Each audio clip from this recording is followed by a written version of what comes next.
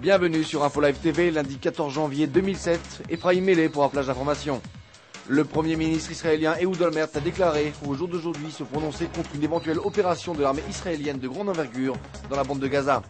Monsieur Olmert a ainsi affirmé, je cite, qu'Israël ne devrait pas s'embourber dans une telle opération, ni risquer de payer un prix disproportionné par rapport aux contraintes auxquelles le pays fait face.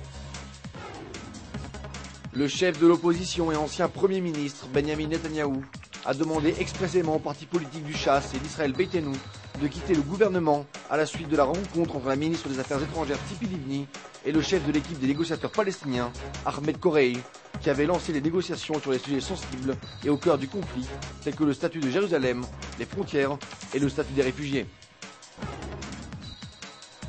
Les paroles prononcées par le Premier ministre israélien Ehud Olmert ce matin lors de la réunion de la Commission pour la sécurité et les affaires étrangères de la Knesset, qui affirmait se prononcer contre une opération militaire de grande envergure dans la bande de Gaza, ont suscité la colère et l'indignation des habitants de Sderot.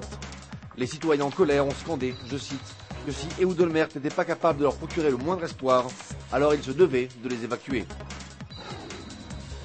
Les responsables des équipes de négociateurs israéliens et palestiniens, la ministre des Affaires étrangères Tzipi Livni et l'ancien Premier ministre palestinien Ahmed Korei, ont lancé officiellement ce lundi une série de rencontres intensives destinées à s'attaquer aux sujets sensibles et au cœur du conflit israélo-palestinien, tels que le statut de Jérusalem, les frontières ou le statut des réfugiés palestiniens.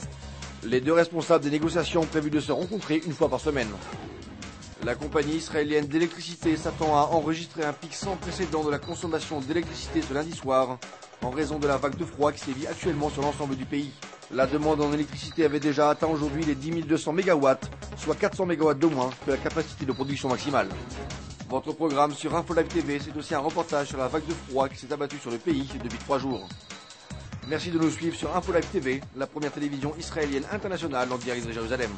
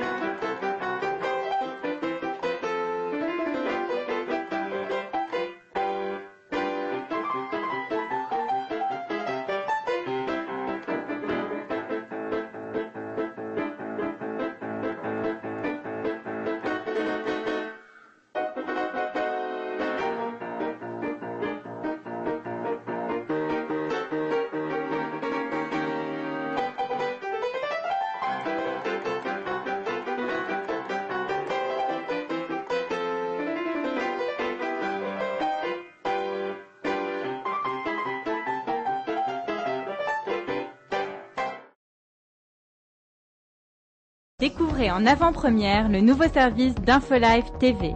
Recevez gratuitement chaque jour, en vidéo, les informations d'Israël et du Proche-Orient sur votre mobile. Pour vous abonner, entrez sur notre site www.infolive.tv et cliquez sur la bannière Service téléphone mobile. Aujourd'hui, le monde entier parle d'Israël. Mais qui parle d'Israël au monde entier, en temps réel, en 4 langues et en direct de Jérusalem? InfoLive.tv, la première chaîne de télévision internationale israélienne. 24 heures sur 24, 7 jours sur 7, suivez de l'intérieur l'actualité d'Israël et du Moyen-Orient. Des reportages, des interviews, un grand journal et des flash infos en images dès que l'actualité l'exige. InfoLive.tv, votre regard direct et vrai sur l'actualité d'Israël. Retrouvez InfoLive sur internet www.infolive.tv.